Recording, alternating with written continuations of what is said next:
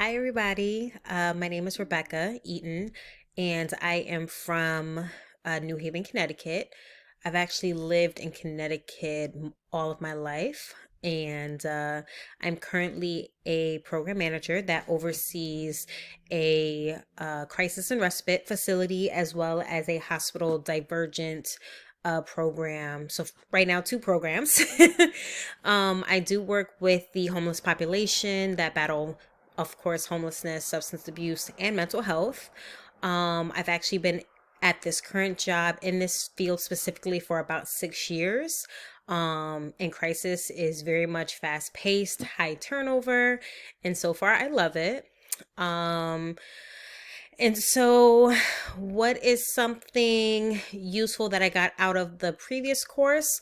I would definitely have to say, actually, our most recent topic about ending the professional relationship, working with your client to come to that agreement on not only ending things, but how the social worker and client go about that. That's something that's been very useful for myself because even though crisis is fast paced, that's been an area that I have struggled in because I know that our clients still need our assistance. So it was really helpful to try to pick up more tips on how to successfully end that professional relationship. Of course, since this is the second time working with all of you, two interesting things about me. I recently moved, so everything's in boxes and trying to navigate school and moving and life has definitely been hard these past couple of days, but I'm working through it.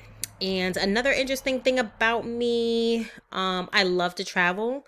Um, I've been to I've been to at least five different countries, and I just love to travel and love to put myself out there and embrace different cultures and learn different ways.